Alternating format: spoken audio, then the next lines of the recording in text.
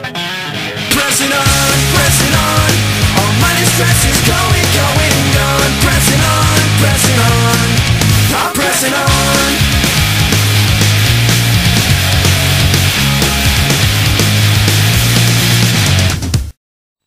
Hello once again, my fellow YouTubers. IK86 here with my review for Justice League Heroes on the original Xbox. This is in fact my second review for 2010, my first being my latest for the Globo Gamers channel, so feel free to check that out if you guys are interested. And before I begin, I'd just like to say that I'll be throwing around a few comparisons to X-Men Legends, also available for the Xbox as well as the PS2 and Nintendo GameCube, since I feel it's pretty difficult to talk about this game without mentioning that one.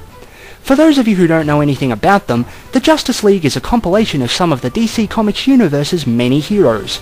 Conceived as a revival of the Justice Society of America and making their grand comic debut in 1960, the initial Justice League of America lineup consisted of faces as well known as Superman and Batman, as well as somewhat lesser known heroes like Hawkwoman and the Martian Manhunter.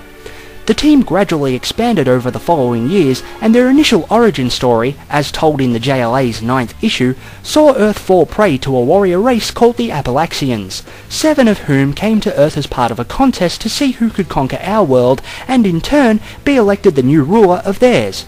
Such activity drew the attention of Batman, Superman, Wonder Woman, The Flash, Green Lantern, Aquaman, and the Martian Manhunter, and although the heroes managed to defeat most of the invaders by themselves, the most powerful of them saw the heroes band together and beat their opponent through teamwork. Thus, the Justice League was born. Developed by Snowblind Studios, the same crew behind Baldur's Gate Dark Alliance, Justice League Heroes plays out like a standard dungeon crawler RPG, and puts you in control of a league lineup similar to that found in the most recent animated incarnation of the team, with the attractive magician Zatanna taking Hawkgirl's place in the Core 7. The story, written by comic scribe Dwayne McDuffie, kicks off with Batman and Superman travelling to Metropolis's Star Labs as they attempt to inspect a meteorite that has crash-landed to Earth, with the pair ultimately crossing paths with one of the devious AI Brainiac's many robotic duplicates.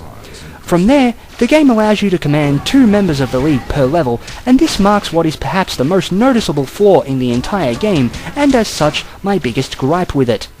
Unlike X-Men Legends, Justice League Heroes doesn't always allow you to swap out your teammates in between stages, and instead, for the most part, you only play as certain leaguers as the story dictates.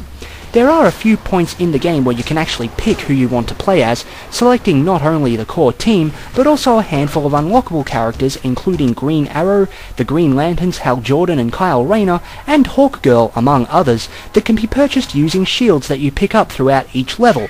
But they come too few and far between that the roster's imbalance really becomes noticeable as you press on.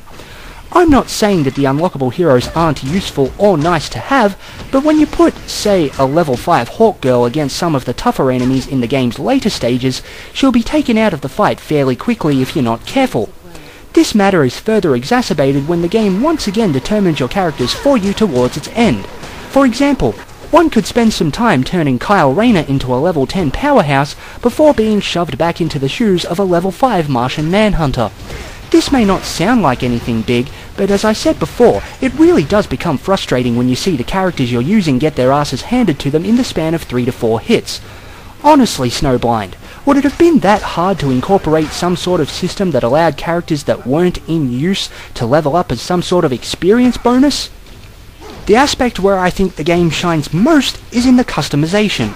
Naturally, you get points whenever you level up, and just like in X-Men Legends, you can apply those points to each of the following character aspects to increase their potency: superpowers, combat, health, energy, and regeneration, which itself ties into the previous 2 aspects by allowing you to get back to full strength much faster. In addition, Justice League Heroes does away with picking up traditional items like health potions in favour of utilising power modifiers called boosts. Depending on how many points you've given to a certain character aspect, you can further enhance that aspect by slotting in a boost using the Y button, which in turn increases things like the range of an attack and the chances of achieving a critical hit. Such options are, in my opinion, best put to use with the unlockable characters should you ever choose to play as them. You can also use the aforementioned shields to unlock alternate costumes for most of the characters, such as that of the Golden Age Flash Jay Garrick or the Martian Manhunter's true form, each of which has their own set of stats to add just that little bit more variety to the gameplay experience. The controls are also similar to those found in the X-Men Legends games. The A and B buttons respectively unleash weak and strong melee attacks, the X button allows you to grab and throw stunned enemies as well as interact with your surroundings, and the Y button allows you to jump as well as perform a double jump or fly when pressed twice depending on the character. Holding the right trigger allows you to block incoming attacks, while holding the left trigger and pressing each of the 4 face buttons or the R button activates your superpowers. Finally, clicking the right analog stick will bring up a map in case you get lost, and you can swap between the 2 heroes at your disposal by pressing up on the directional pad. In regards to the soundtrack, there isn't a whole lot I can say about the background music. The tunes are relatively decent, coming and going as the action either ramps up or dies down.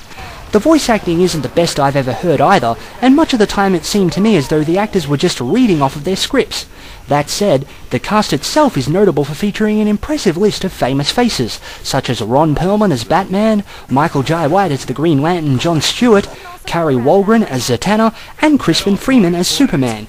The graphics are handled rather nicely, with the environments and character models packed with a relative amount of detail, and the CGI cutscenes in particular still hold up rather well, considering that the game is almost a decade old at this point.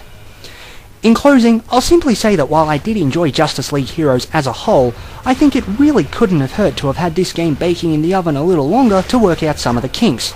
I'm glad I picked this up for the cheap $14 price I paid, and unless you're a die-hard DC Comics fan, I recommend finding a rental copy and treading the waters before making a purchase.